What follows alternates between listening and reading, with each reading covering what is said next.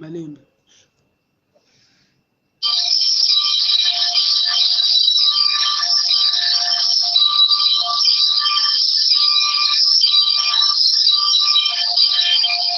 Batata na bamama dibundi Yesu Kristo. Beto ozola kubanda kuti ya betu ya bambevo ya suka ya bubu yai. Na nkumbu ya tata ya mwana na ya mpeve ya longo. Venez à moi, vous tous qui êtes fatigués et chargés, et je vous donnerai du repos. Que la grâce et la paix vous soient données de la part de Dieu notre Père et de Jésus-Christ notre Sauveur. Amen. Amen. Tokotelema biso banso tokoyemba njembo na kontiki yimbila mukembisa nzambi numéro 4. Bunatwena baba tunasanisina Yesu Kristo ivudusi sanisina Yesu haleluya katika tulengo kilanga sanisina Yesu haleluya katika tulengo kilanga Mwenye kazi ebobena kiasi Nizapa Yesu ivudusi sanisina Yesu haleluya katika tulengo kilanga sanisina Yesu haleluya katika tulengo kilanga Mwenye kazi ebobena Niza kwa Yesu ivudusi sanisina Yesu haleluya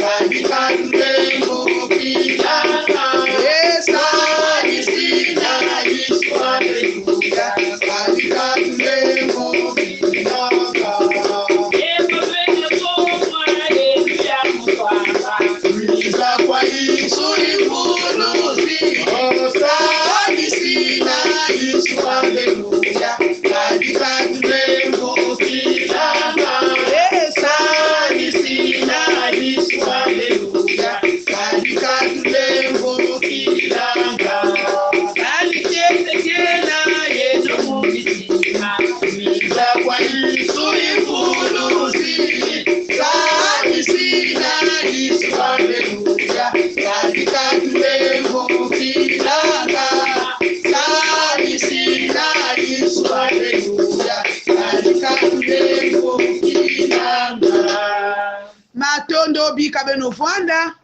na betoke kusambila Nzambi tache betoke na mazulu Nzambi ya lulendo nzambi ya nkenda tata ya nzitusu beto zula futulange matondo tata nzambi inange mesila beto lemvo na kutala kilumbu ya bubu ya samedi ya di bundu yange kutakana na ntadisi yange na kulti ya bambevo kembo swa zituswa ndene yango nzambe na biso tolingi kotalisa yoli yanga ni oya babeli ete okamba yango yo moko loboko no nguya nkolo ezali kolo na biso banso bana no basangani bisika nyonso bango bazali nzambe bazali kolanda liyanga ni oyo ezala na mikili ya poto ezala awa na Kongo ezala na Afrika mobimba nzambe na biso konza kati na mitema ya baya yo kwiza yala lukutukuni ya tata nzambi samuna tininge musume bokela babane yange beto zaba tingekele mvutu na bamambu nyonso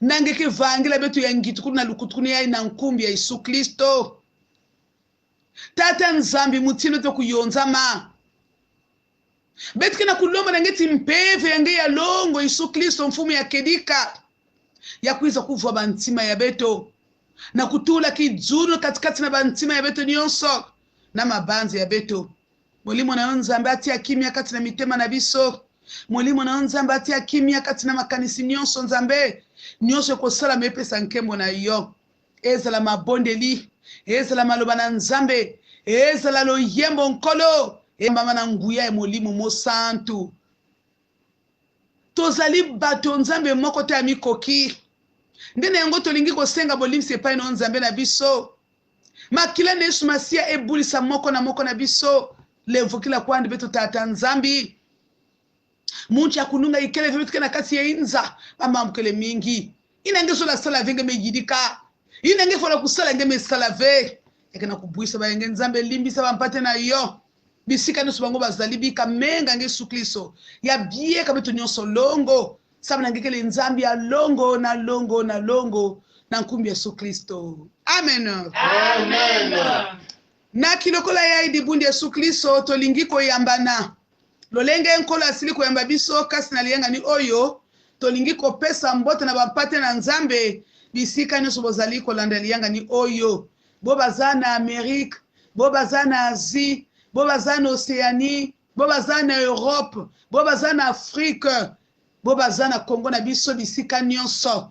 En tout cas biso nyonso tuyaka malamu kasi na liyenga ni oyo dibunde tata nzambe mbote ya beno lingomba na nzambe mbote na bino yeto zola kuzolisila ngizulu ya mbote na commission technique kena katikati ya beto nzambi sakumuna beto nyonso na munu mpe kisielo ya nzambi pasteur Pelagie Makola nzambe apambola biso nyonso toyaka na biso tata nzambe apambola biso penasalela biso ya koleka twiza kweto muyenge nikatata nzambi katu sakunanga na katusalilanga mpe leto zola kuyimbila sana na kusika nzambi banunungu baumpe basala nzambe banunungu baumpe basala nzambe banunungu baumpe basala nzambe banunungu baumpe basika nzambe twendelo anesho mazambe twendelo anesho mazambe mujamuja matimwe kaina nikuswa mujamuja matimwe mujamuja matimwe kaina nikuswa mujamuja matimwe twendelo anesho mazambe twendelo anesho mazambe biza kwa nzambe mutangu ya nzogodo biza kwa nzambe biza kwa nzambe mutangu ya nzogodo biza kwa nzambe twendelo anesho mazambe twendelo anesho mazambe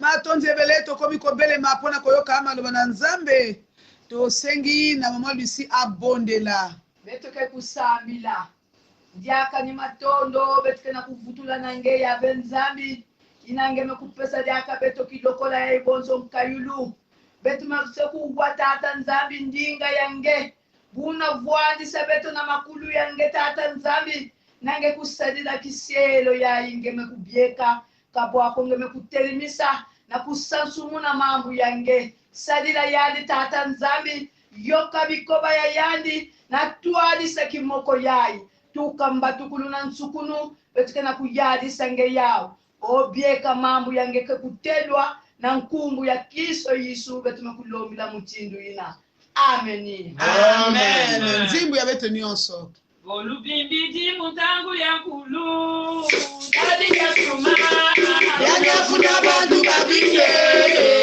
Yateta kishika sola yoda za chukuka bantu babike abona bone na byotafe Emangwe nakumazambi nabote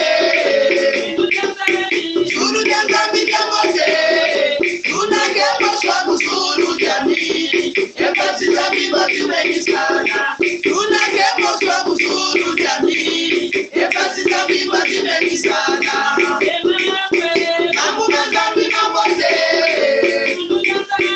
zulu jambi nabote tunakeboswa muzulu jambi epatita bibati menisana tunakeboswa muzulu jambi epatita bibati menisana mukembo wakala badikila bantu babike mambu mazambi kabose zulu jambi kabose tunakeboswa muzulu jambi epatita bibati menisana tunakeboswa muzulu jambi epatita bibati menisana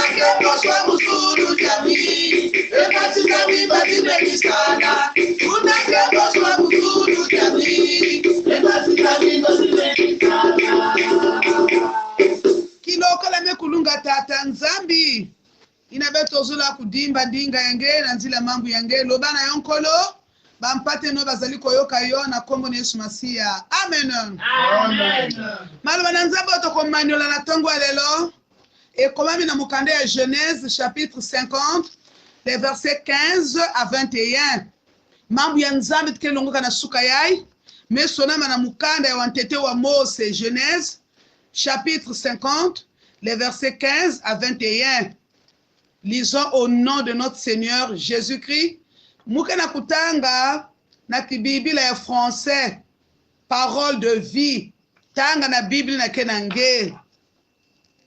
Après la mort de Jacob leur père, les frères de Joseph se disent maintenant Joseph va peut-être nous considérer comme des ennemis, il va peut-être nous rendre tout le mal que nous lui avons fait.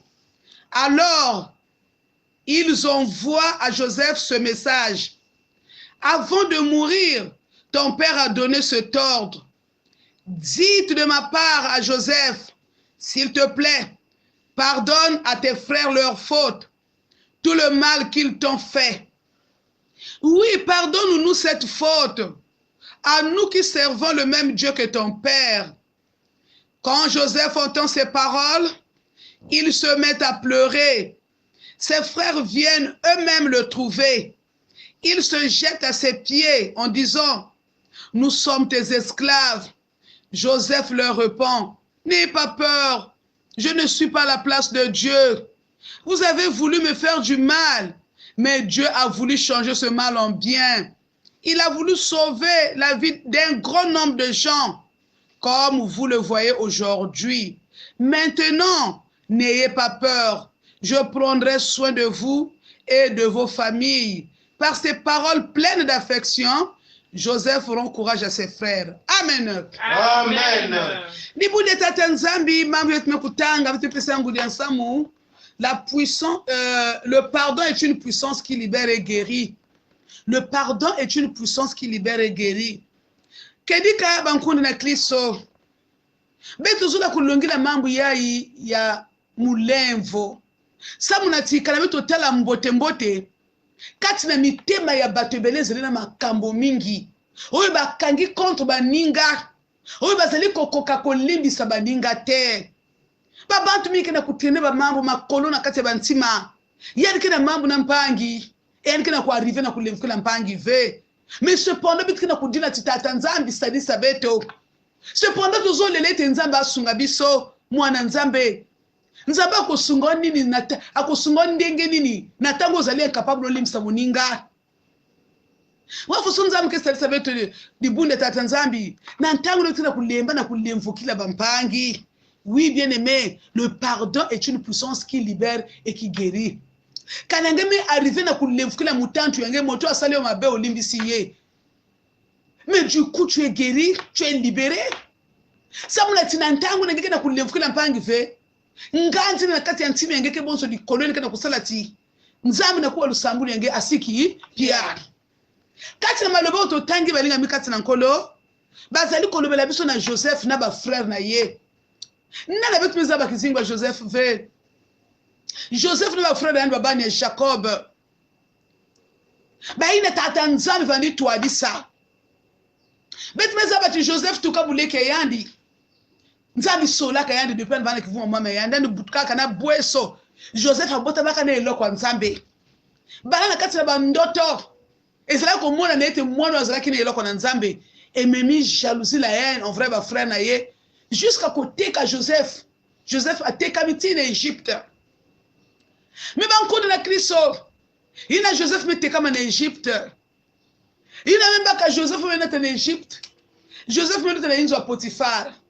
Na Inzo Potiphar kuna. Là il me se retrouver na Boloko. Na Boloko kuna. Joseph me se retrouver premier ministre en Égypte. Nzamba pambolié. Quelle élévation. Ko banda prisonnier a commis gouverneur. Kaki est-ce que? Yes. Mais ni ko lebet ketela ti ba frère bikanaga kuna na tata. Nsatu me kota na kati ya mbanza ina. Et ni ko ba frère ke kuiza côté Joseph vana na Égypte, ba kena kuzaba avec na kuza sumba babima, ni kuna Joseph kena ku repérer ba et bet me zabati réconciliation me salama. Joseph me bokela na frère yandi Benjamin na papa yandi Jacob ba unions me kuza na Égypte. Joseph a dû soigner bango nyonso na famille mo bima kuna na Égypte. Mais na maloba na nzambo totangi ba iko tansa biso ete Jacob iko nuna pe akufi papa ya Joseph na bandeko na ye. Ya no kuiza kufwa alors ba frère me bika na boma iki boma. Tango papa la kile bomoi Joseph ani tala bet foso akaka. Mais papa akufi Joseph akotala biso lisulo kola ba yini na ye. Lik makaboto salaki wana ekonzongele lisusu akoluka sala biso mabe pote papa za lisusu te. Non, tondo bana ye ete to tine message ete tata la lobi liboso akufa ete ko sala bandeko na yo mabete ba boss na ba mosi salaka Joseph imbi ba commencer ku paniquer ba commencer ku s'agiter croyant que après nous foi tata Joseph que vous la mambo na ba sala yand na ndike sala ba imbi. Mina tango yokuza sonika mambo ina na kupesa message na siki ya Joseph. Pas besoin d'être quand Joseph entend ces paroles, il se met à pleurer. Donc il y a des qui a des notions d'activer et saluer ma wala comme on était. Bato ya cela qui kolimbisa. Bango moko zana na bomo na mitema na bango. Bako kanisete Joseph a kozomisa bango mabe. Mais eloko atira attention la vision de grandeur et à motema ya Joseph. Joseph mwana nzambe lera yoki bakamwana ti limbisa biso jo biso kaka lokola ba esclave na yo biso tozali ba esclave na yo kosala biso mabete. Joseph aleli kolela Joseph ezola ksa elembo bolingo kidimbu ya zola kidimbu ya zola inani kena yao na wampange yani même soki mitanto yani yani zola bao yani levklaka bao imeni. Joseph me dit la misalandi kiadi voilà pourquoi kana kuzonda ti n'aie pas peur. Je ne suis pas à la place de Dieu. Mais nous t'avons avec. Moi qui viens à Kifule Tatanzambi. Mais nous sommes là muni imbi. Mais Nzambi qui tout la imbi na mambi ambote. Ça me moussa de sa benonionso. Kaki est-ce que? Yes. dibunde tata nzambi nina kuzonda ti à travers mambo yayi beto babantu mingi pe na kati ya inza yake na kati ya mpasi babe kwamisa beto na mambo timezaba ve babe nso mangela mambo ngemezaba ve. Il y a même des gens qui souffrent aujourd'hui là parce qu'ils n'ont rien fait. Et que même la bande qui n'a boloko le mambo ne salavé. Et que la bande qui a accusé innocemment. Et que la bande qui n'a coupé la main le sala mauvais sort. Hasali kambotek. Mais nzamba lingiti o limbi sabayini na yo. Tata nzambi miso la tingeli le frère mitanto ba muti mitanto yenge muti Joseph le klaka mitanto ya yandi. Pendant que ngeke na kususa lusalusu na nzambi. Mais il ngeke na kwenda niongele mitanto yenge ngeke na ba décision ngolo na tima. Tata nzambi lenda sadisa ngeve yani na kuwa lusabulu ngeve fongola motema na yo longola makambo mabeba decision makasi kati na motema na yo pote nzamba asunga yo ngeve décider ti muno en tout cas diambo be sala muno muna muncha tike zonzala dia kafe mulenda levukula yandi ve muno sumuke venger ekela babatu bekonda kota même na bayinzo banganga na kusala vengeance mama même idika ba yindi kakiako te mwana nzambe tala Joseph oyo bateki babwaki oyo basalaki na ye ndeke écouter vie na ye mais Joseph tango abongi azongisi mabe na mabe te mais ye alimbisi ba frère na ye ba frère na ye baki na bomo mais Joseph alimbisi po etalaki mwana na tata nzambe bitu na ngipitike babani ya nzambi. C'est vrai que tu as été humilié mais pardonne tes ennemis bien-aimés, pardonne tes ennemis. Humiliation va na kisalu, humiliation va na dikanda, humiliation va na babana me humilienge, yavana bakala me humilienge, yavana kent me humilienge, yavana baparo me humilienge, quel que soit ce coup c'est bien me subir, ba pang na kisal me comploter contre nge pour que ba katula nge l'enfou là-bas, ça là qui l'invoquer là-bas. Bien-aimé, tu seras libéré au nom de Jésus. Parce que on va zo sala na nzoto na yo. Yini bakana kusala na nge kana nge l'enfou là-bas. Yeke makala etie na ba umosi. Mais nge kunata charge na ve quelle que soit situation limbisa kaka yo ali mwana na nzambe ali nzambe wa bikisaka tala Joseph na tango ya limbisaki oya yi na Égypte bateki ye. Mais il fallait que Joseph aille na Égypte. La haine ya ba frère ya mesala que Joseph kuma na bantilu le tata nzambe ba ina kana kuyinanga bazaba ve. Parfois ni nzila mbaka na kusala ina baka na kunatila nge ya mpasi baka na kusala zinge kwa butir na mambo ya mbote. Parfois des années ngena ku traverser parce que ozomona wana mwana nzambe ezali kaka nzela ezali komima yo omona nkembo na tata nzambe konyonga te ko imaima te atako ba fingi atako ba choli atako ba rejeter na libota atako ba rejeter na baninga atako ba sundelo yo parce que ozo bela atako ba sundelo parce que ozo salate kangaba na nzambe kangaba na nzambe na yo azali le médecin des médecins. Nzambe na yo azali mosungi ya solo yani ke sadisa nge quelque soit durée en pasi yenge yesu ke telema ke zonza diable na tangu na Joseph melo sayadi yani ko le inzo Potifar bakundi na Kristo inzo Potifar me vanda beni me kenjo Potifar me telina yandi mais Joseph akangama na bobanga na tata nzambe akoya kite yo pe kangama na bobanga na nzambe na kati na souffrance na kati na pasi na yo simba konzima na Yesu ma asia me limbisa ba na yo. Joseph s'est retrouvé en prison, bien-aimé. Mais étant en prison, il y a un chef en prison. Nous savons que nous avons la lande yandi. Tala yope, malgré pas que nous avons yo, ma pas molé nous avons ko lande yo au nom de Jésus. Et qu'on lande yo kaka, même dans ta souffrance, ma pas molé nous avons lande yo parce que tu es béni de Dieu. Depuis mbotama na yo nzambi sola kange, nzambi tula kange kidimu na kuvana mwani nzambi.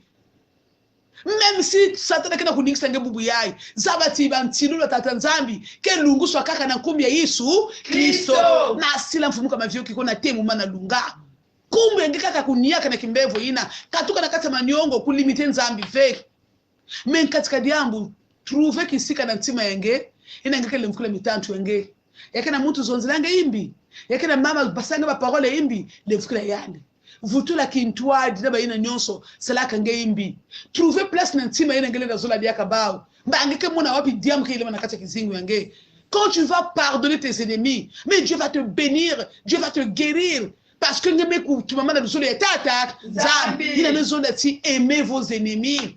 Bénissez ceux qui vous maudissent, priez pour ceux qui vous maltraitent. Mambo nzambe zona mtindu ina kana ngebe lemfukule mitantu yange. C'est une force bien-aimée, ce n'est pas une faiblesse hein. Kulemvokila Il y a que les faiblesses, mais c'est une force, c'est une puissance. Et il n'y a que l'envie là, il y a que la moitié nous a mis que ça roule en guerre. Pas tout le monde va jouer solution terre. Pas tant qu'on a choisi un culte, mais il y a que un gaz na tima na muntu. Oyandi zonzi la mufoso yayi. Munenda sola dia kayandi ve. Ben ke tala men ke pesa sana mbote, mais munanti ma muna diambo. Ka kiadi ko? Kiadi. Ngeke tala lampa men ke pesa sana mbote. Ozo ya ke église, mais kati na motema ozana kanda. Nanga bako sumande ngeni terre. Fongola motema limbisa kaka. Limbisa ye na mabena ye. Lobisa ye. Oko mwana o nzamba kusala kati na vina yo. Yina ngeke na kati ya kukanga mambo. Mima yino ngeke getala munju na ntima na poire. Tu es en train de te détruire à petit feu. Il n'est pas la munju na mambo na mi futuki na ngeke tu es dérangé. Non. Limbisa ye. Pour que jour na kaka ngeke tala yandi. Motema noza na kati na kimia. Parce que sinon ko limbisa ye. Malgré ma bena ye. Ezalati oya sali écoutez via motokasi ya libota. Ezalati oya sali écoutez chômage na yo. Ezalati oya sali écoutez divorce na yo. Ezalati oya sali écoutez passe na yo. Limbisa esala nini? Limbisa. Kedi ka mwani nzambi kanenge ba na courage levuki la ennemi yange quel que soit bunene ya diable. Malgré que mon ennemi ke nzambi ke sala. Mais Dieu a dit à moi la vengeance, à moi la rétribution. Ce n'est pas à toi de te venger toi-même, bien-aimé. La vengeance appartient à Dieu, à Jésus. Ni kuna lemvuki la kaka beto zola tikelika na suka ya bubu yayi ina ngeme kuizi na culture yayi na kimbevu yange nge basika wa geri au nom de Jésus beto zola tingeme tume kuizi na mpasi yange na culture yayi ya vona bayinka na kulanda beto mbesi anzenza kotenga na landa culture yayi beto zola tingeme vanda geri au nom de Jésus to lingi obika même au l'hôpital ozo landa mais fongola na ni motema na yopoto zana likamuna moto na motema ozo nyunge na moto longola likamwana limbisa ye trouve une place en ton cœur ina ngikuvutula na kuzola yani pour que nzambi nge déclencher processus de guérison ya tata nzambi kati na kizingu yange parce que ngeme lemfukula mutu mesana nge imbi nzambi sadisa beto nani sakuna mambo ya yandi amen Amen. Mukiama wena wonga muna lelo bya banza.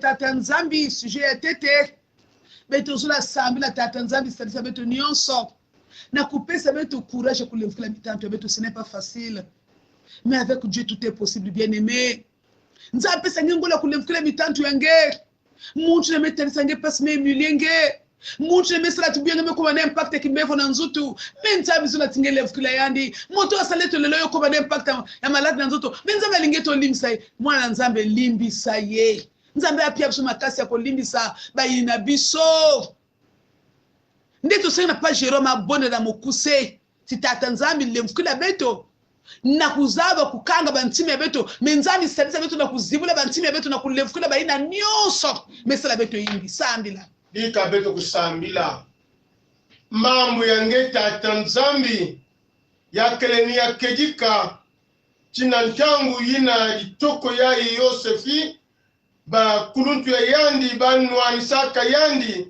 samuchinge tulaka mambo ya kaka yina bao bava na kutalave na kinsuni eni kuna bame nangu mukina yandi samutiba kuzatala yao na mantwala mantwe kinange tulaka na katikati yandi beto bena ntangu ya itata nzambi na kati ya makanda ya beto ba mitantu bame kukuma mingi meme yina kaba tumebutuka papa mosi mama mosi me beto me kukabana makanda kena kukabana samu kitantu me kukota na katikati ya makanda ya beto me tata tula beto mpeve yina nge tulaka na litoko ya Yosefi samu tiyani lemvukilaka mitantu mtu ya yandi ya vandaka vipi mitantu ya yandi me ya vandaka ni bakundi ya yandi ba ya yandi me ba ina salaka yandi imbi ba me kutala ya utina ya ileke ya beto par rapport na ba mambo ya bimisala yandi kile mfukila beto ve me kansi na yandi na salaka imbi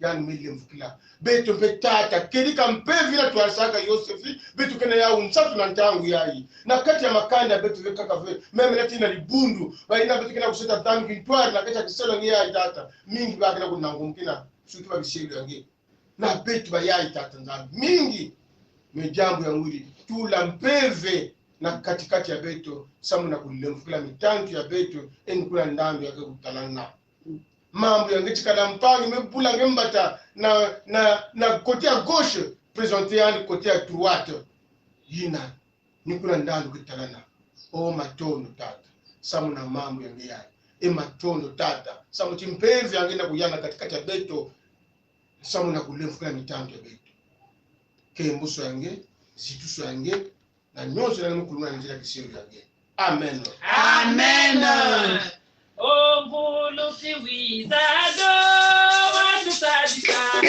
watu sadisa kumongo kwena to yanu kuikulu yanu kuikulu kumongo kwena to yanu kuikulu yanu kuikulu Oto siwizado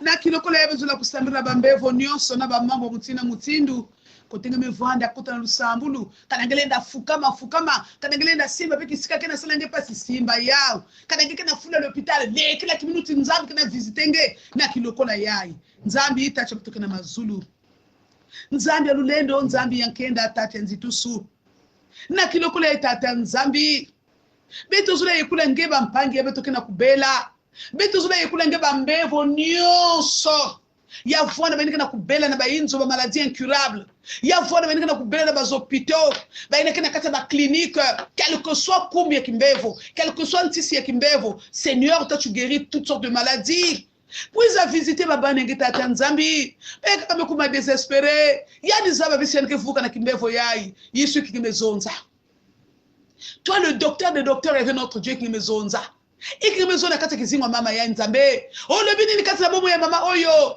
olobi nini kati na bomo ya tata oyo ye lenge oyo nzambe na bokoneza liko tungisa ye espoir esili akomi kati na bilelo ayibiti soka kobika nzambe kitsangu ya na nzambe esika ya leli na mbeto esika ya afanzi esika ya zali nzambe moto na nzambe kita moto na nzambe kita moto na nzambe kita etumba bokono wana au nom puissant de Jésus. Tumba ziki sa bokono ezali ko déranger bana na yo quel que soit niveau yango ezali quel que soit kombo ya bokono wana nzambe tiketo big sa ba ya yo quel que soit esika ya azali ko landa culte oyo nzambe na kombo de Masia ngwena nzambe kita likolo na ye pote détruire bokono wana au nom de Jésus. Toana konzimete nzambe na biso ozali ko yoka po ozali ko sala toana konzimete tata nzambe na nzile mpete ya longo ngekena ku visiter di bundu yenge ngekena ku simba ngekena ku nia ksaba yenge bafona témoigner bunene yenge na nkumbi Yesu Kristo sala opération sans cicatrice côté que la nécessité chirurgie sala opération sans cicatrice peut-être va pas te no battre le longa na yo Seigneur parce que tu n'as pas changé tu es resté le même hier aujourd'hui éternellement nzambe sala become celui au nom puissant de Jésus. Beka kena kudila tata nzambi mambu ya mbutulu azobotate aduli bala nzambe bana bazali ko yakate. Seigneur, c'est toi qui donnes les enfants c'est un don de Dieu. Les fruits des entrailles c'est une récompense, disait le roi Salomon. Pesa babana tata nzambi pesa mimbutu ya babana na bayenge kena kudila babana yisu lemvu yange pesa ba babana pour que batimone bunene yange baina betula ba dossier ki salu bazo de la tata nzambe te ba recruter bango ezala la fonction publique ezala na privé yo zali nzambe ba ka impossible yo ko sala bi comme selino ba mpata no ba zoni sala bisika nyonso bo bazana ba projet voyage nzambe fongola bango bikuke ya ko joba possibilité te ba voyager baina kana mbongo veka na sosa ba garant baina tata nzambe na sosa visa baina mesala ba demande ba passeport to pesi nyonso na boko na nzambe tikete o pambola pote batatu la bonene na yo. Beti me kuna baba ne fioti nyoso maboko yenge nzambe bomba bana mike nzambe tala mi pepetele mini bana bomba baba dans le monde entier katula kitembo yeke sula mingisa babana au nom de Jésus fuka baba ne fioti na menga yenge matolo na nzambe ngena kuwila beto sula kuyekula nge nze mvimba tala guerre Ukraine nzambe to ko lemba ko pesa guerre na maboko na yo te to tali sio guerre wana nzambe tali sabi so te yo zali nzambe na nguya yo ko comfort ba kambia bamboka wana nzambe comfort tata nzambi kedika bakela kiende bampangi ve lufuku likina kumonika batu bazo kufa nzambe telema loba ba kambia bamboka wana balika bato oyo keli tikete nzambe okutana bango sala bikam sala bato bakoyeba bokilimo batu yo zali nzambe pote guerre wana suka na kombo ne Masia. Sadi sa tata nzambi di bundi ya beto ya nsangu ya mota na Kongo beti na kukubika retraite Lubeti nzambi na di bundi nyoso kwa na Lubeti bika ngimo singe yala bika ngimo singe tuadisa totali sio paroisse mayangi nzambe o pambola paroisse na biso o pambola ba travaux à l'école o pambola ba nzimi nyoso mayangi o pambola ba nzimi nyoso EC bisika nyoso bazali pe ya mangomba misusu bazali ko landa yenga ni o sakumuna ba di bundi ngeta tata nzambi ba antu nyoso lekana kulanda culte yai ba tambola sakumuna ngenge au nom de Jésus mutindu kele situation ya muntu pesa yani mvutu pukani tonda nge bambuka mona konsoare beto wetme tonda nzambi na ina tingile na bika beto ve kemo na masika biki afutuka nange nzambi na nkumbi Yesu Kristo fumi ni mvuluzi ya beto amen to komi na suka lienga na biso beto tula kutula matondo na beno nyonso mekulanda culte yai vraiment tata nzambi sakumuna beno beto tatamana na attitude ya prière. Kadi bonso bwa bunzambi wasolanta Tonda patata zambi tonda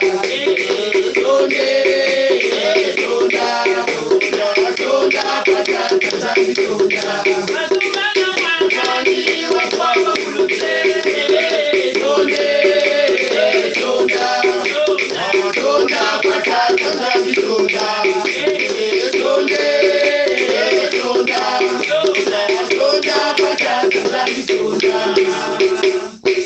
Matondo nange tata nzambi nange mebanda na beto ngemi sukisa na beto pambola bampate na yo nzambe oyebi banzela na bango tikete ozala au centre ya nyonso pambola lingomba na yo pambola biso nyonso na kombo na Yesu Masia tosengi bobele boye. Notre Père qui es aux cieux, Que ton nom soit sanctifié.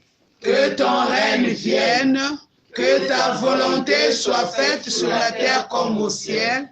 Donne-nous aujourd'hui notre pain de ce jour. Pardonne-nous nos offenses, comme nous pardonnons aussi à ceux qui nous ont offensés. Et ne nous laisse pas entrer en tentation, mais délivre-nous du mal. Car c'est à toi qu'appartiennent le règne, la puissance et la gloire pour des siècles et siècles. Que la grâce de notre Seigneur Jésus-Christ, l'amour de Dieu le Père et la communion bienfaisante du Saint-Esprit soient votre partage. Soyez bénis, peuple de Dieu. Amen. Amen. Kilungu ya mbote na beno nyonso ye ye ye.